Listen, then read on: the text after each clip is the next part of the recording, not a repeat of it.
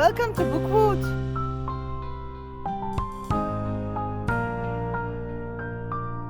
I'm glad you chose to spend some time with me. This vlog is about the first 2 weeks of October, in which I am reading for the TBR-athon created by Leandra from Leandra the TBR Zero. In this vlog, we are going to talk about the first 4 books I read for this challenge, and you will have some images, or we will take you along with us for several activities. The first activity that you will see about is us getting ready and the setup for a demonstration and sensibilization of the reptiles. So I told that in one of the first videos that I made, we have reptiles and we have a shelter status, but with the more recent law changes in Belgium, we cannot find new homes for the reptiles that came in. So one of the things we do is offering courses or introductions to reptiles for schools that allows us to tell people also how to react if they encounter one of our local snakes. This one we did completely voluntary because it's at our kids' school. It was a very nice thing to do. We had a lot of super nice reactions. The second activity that you will see is us painting invitations for our kids' Halloween party. We had a lot of fun and we followed examples or tutorials by Andrea Nelson Arts. You can find her on YouTube, but also on Instagram. We will show you some very small clips of the breakfast at the library. So we had that last Saturday. Every year we have in October Fureur des Lire, which is a action created by the libraries to bring people together around books. And every year we participate in it, and they organize this breakfast at the library. And the last clips will be from the same day, actually. Saturday again, we have, and I think it's an international day, the Night of Obscurity.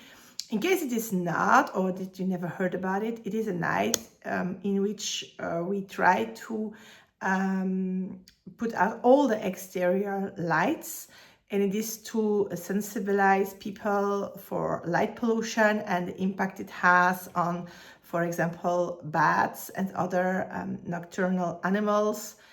And every year in our village, we have a night in which there is a walk in the park of a local castle.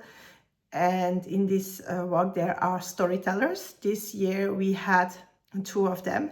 Is also always present the astrological club, the ones who look at the stars. They put out telescopes and people can observe different things in the sky. We have stars, planets, nebulas. And this year they also organized a treasure hunt, which was quite fun.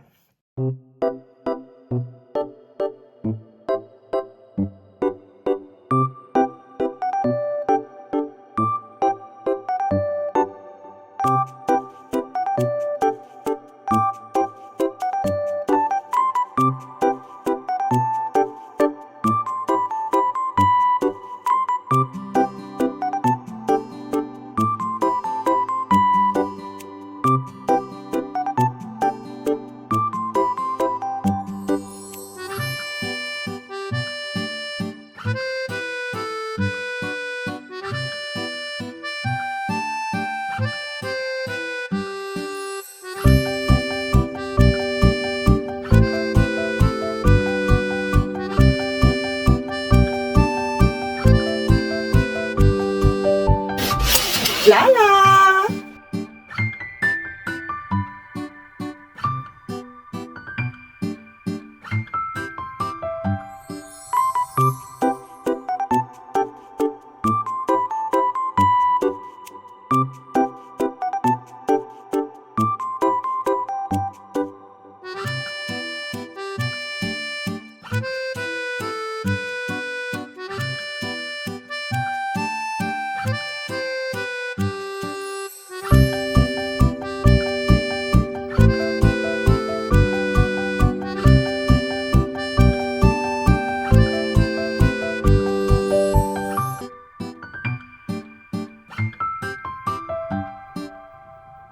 The first book I would like to talk to you about is the book that is in English, More Days at the Morisaki bookshop.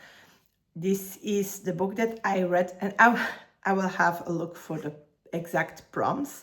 It is a book that I read for the hobby break prompt, and I combined it with a BIPOC author, and the prompt read 51% at night, which I did. I read like even more of it at night. I was looking forward to read this book. I really much enjoyed the first one. So we follow Takan, and there we go again with names, Takako. In the first one, we meet her, but this is a second book in a duology. You can read both books just by their own. They well, you know a little bit more background if you have read the first one before this one, but it will not take away the comprehension of this book. And after spending some time at her uncle's bookshop, she's feeling better and she is back to her life. But she has created a connection that makes that she goes visit her uncle quite often. She also started a relationship with Wada, and we will be following how the people are doing for a while. Before that, the story really sets off with the news that her aunt is terminally ill, and we will see how this influences the way they go around life, how they experience things. I felt that this book was even more slice of life than the first one. I really missed some depth in it. It is nice to read. It is like this little stream that just flows on, and it is very Japanese style with minimal focus on really big emotions. Everything is just like, oh, we'll deal with it. And some way I do admire that, but on the other side, I felt that for a book that is trying to deal with hope and grief, the grief was a little bit light, but it stays a very nice read.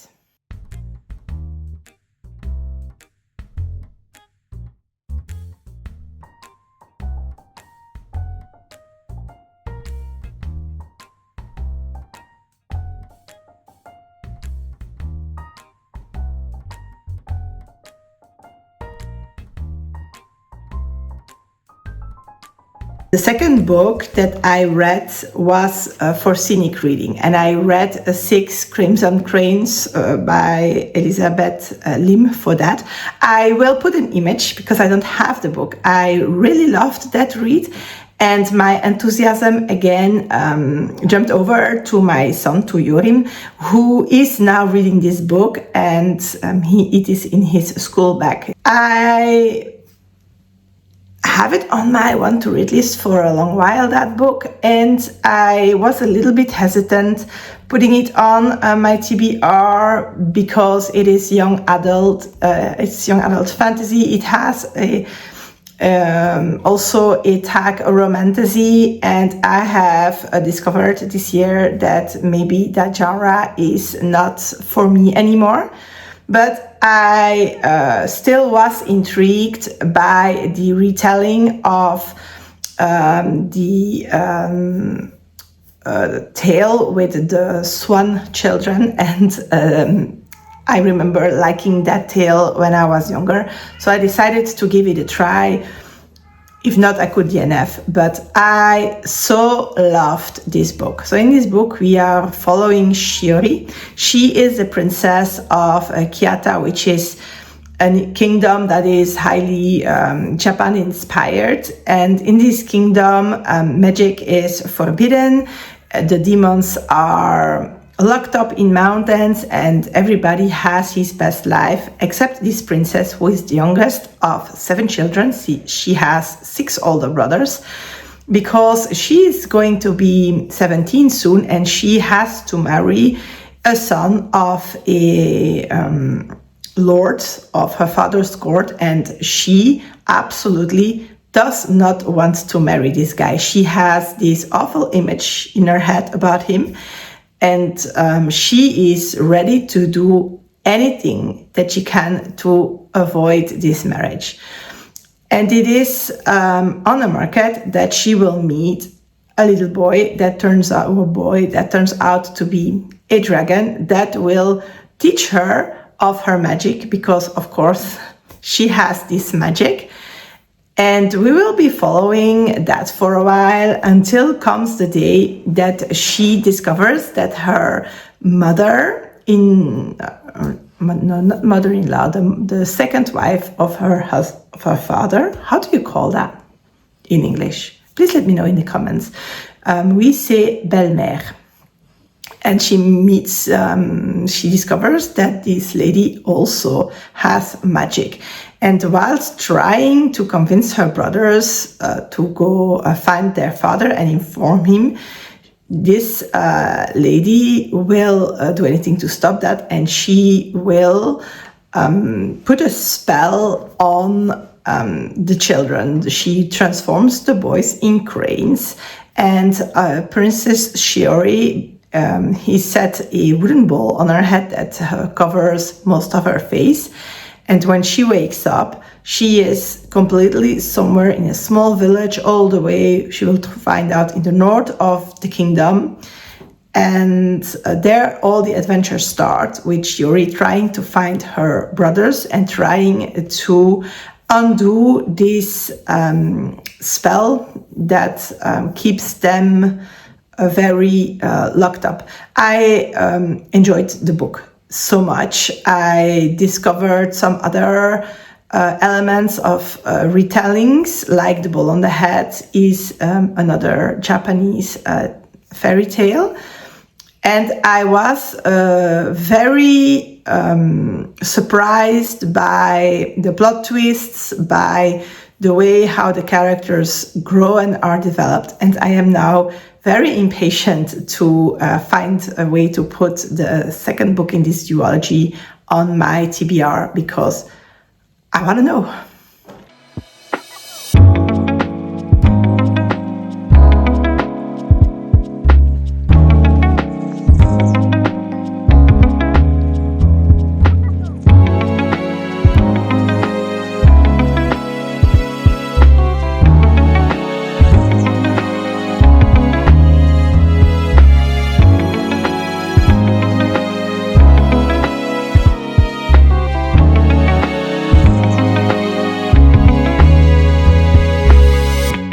For the third prompt, I skipped it.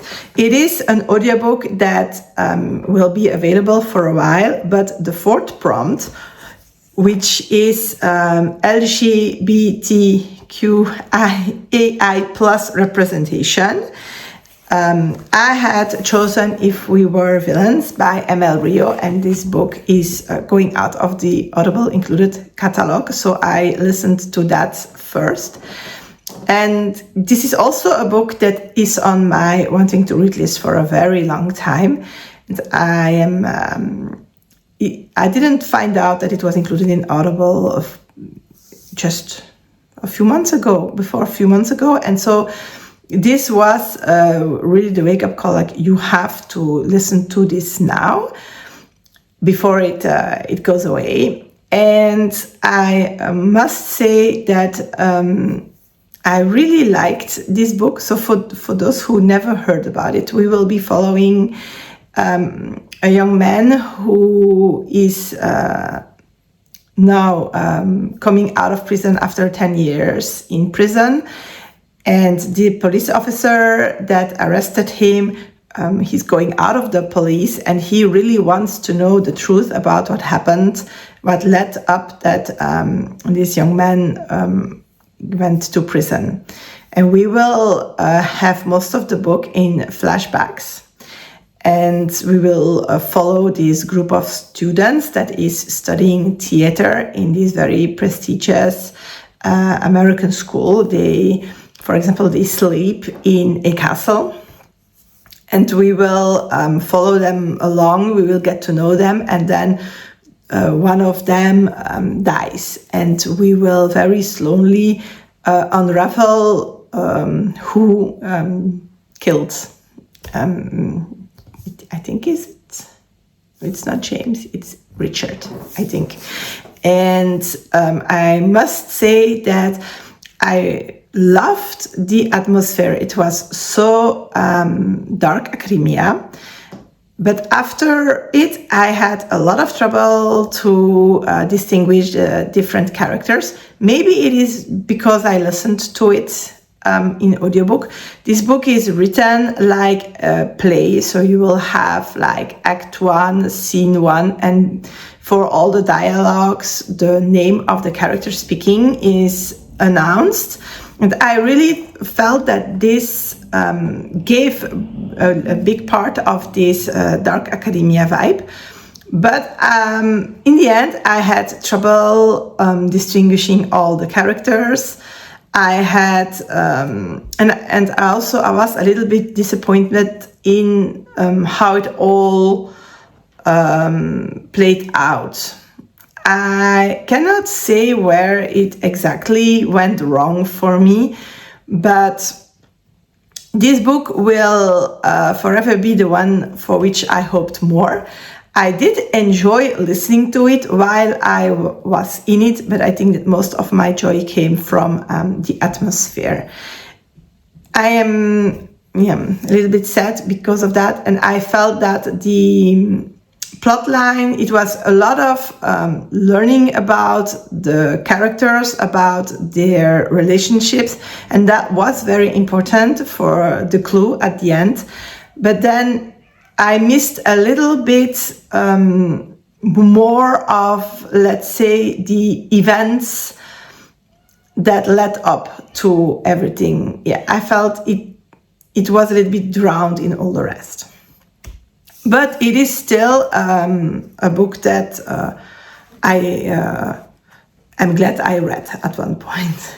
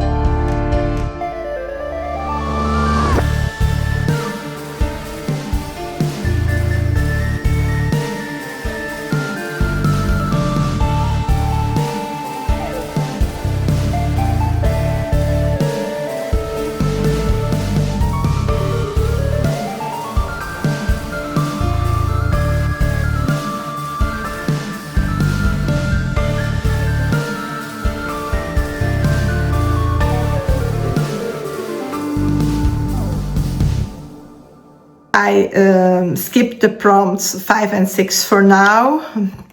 The fifth one because I wouldn't have the time to finish it before the end of this vlog, and I really wanted to include one more book. And the sixth one because I am still hoping that it will come in from the library, even if the hope is very small. So I switched to the seventh prompt that I had, and it was read from a series. And I also tried to include the cat and boo letters formed by the title and the author. And I managed to do that with this book, which is called La Sorcière aux Champignons by, and I will need to read that, Tachibana Higuchi, and I hope I say that correctly. This is a manga, and it is not translated to English. For now, there are 6 volumes, but it is going on. I think the first one in Japan was came out in 2020 and in French in 2022. And I chose this manga. I saw it on a French YouTuber, and I thought it looked so cute. And that is the main reason why I picked up this series. And it is not only the cover image that is very cute, the whole manga is quite cute. And I fell in love with this series. We will meet Luna. This is Luna. And Luna is a black witch. She is called that way because her magical powers are not offered or officially offered to the royal house and the kingdom, which doesn't mean that she wants to do bad things, even not at all. She lives in a forest, and everywhere where she goes sprout up different types of mushrooms. And these mushrooms basically absorb negativity or maleficent spells. And then this is the way she purifies the world around her. So basically she's doing a lot of good things.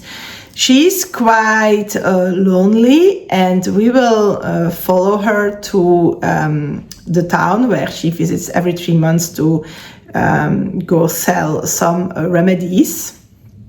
She sells these remedies through an apotheker, not by herself, because people wouldn't buy them if they know they came from her. And she will see a young couple, and she will, I will not say fall in love, but have a little crush on this boy. And when she comes home, she will draw him, and she will discover that she can make her drawings come to life.